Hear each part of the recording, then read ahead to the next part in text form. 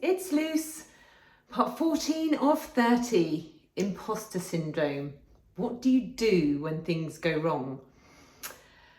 We all know this feeling because it's happened to me, so I'm sure that it happens to you as well. That devil on the shoulder that when things are not going as you thought, who do you think you are? You're rubbish, you're no good, what the bloody hell are you doing? Why are you even bothering? You're rubbish. That's self-talk. We all know this. It's human nature, actually. As a sole trader and cake artist, it's just me. So when things do go wrong, the responsibility is mine. And over time, I'm having to learn to deal with this because there's no option. I have an order. I need to deliver a cake. What I've noticed over time is there's a pattern. And it happens every time, actually. The more complicated the project, the worse it is. But it starts off with, ooh, I'm excited to make this cake. Oh, this is harder than I thought. Oh my God, I'm never making cakes again to, oh my gosh, it's amazing. All is right with the world. This happens almost every time. In that moment, that wavering moment of, I kind of have to take a step back, take a breath, because before that starts, oh, what the blimmin' egg, why are you even bothering? You're hopeless. Take a breath. Notice how I'm feeling. You know, when things do go wrong, emotions start coming out. You know, my heart will start racing. I'll start to panic a bit. My hands will get a bit clammy. And these thoughts in my head are like, oh.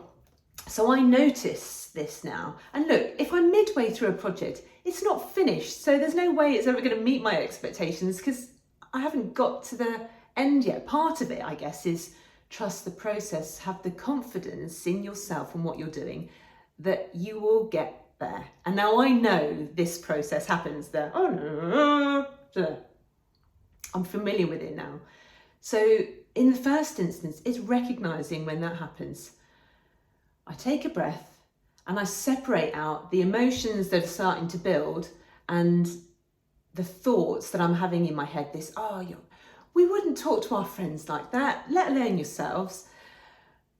You don't have to pay attention to those thoughts. That's all they are.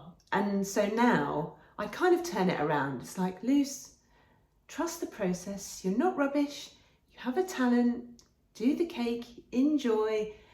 It will come good. I've had, I think, once in the hundreds of cakes that I've ever had to make, one that I redid because fundamentally it went wrong. It wasn't that I was rubbish.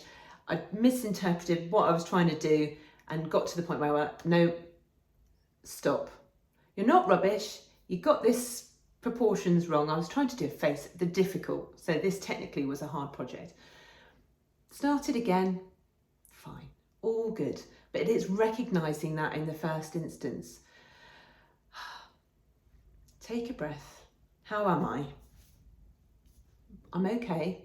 What are these thoughts? Stop that chatter. Trust the process, trust what you're doing.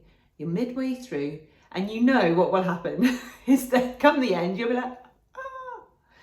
So if this does happen to you, and it happens to everyone because we're humans, you know, we have this imposter syndrome. Who do you think you are?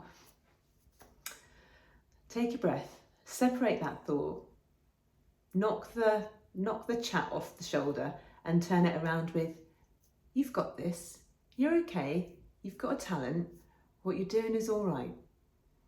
See, but it's noticing that happening in the first place. And once you've done that, it's way more manageable before the emotions have literally hit. You know, I'm an emotional person. When things have gone in the early days to that wavering point, I'm like a powder keg. Bring it back. We're okay. And so maybe that's useful. I'm pretty sure everyone will listen to this and go, oh yeah, I know that. Well, there's a way of managing it. It's normal, but we don't need that. Anyway, it was lovely to chat. I'll see you soon.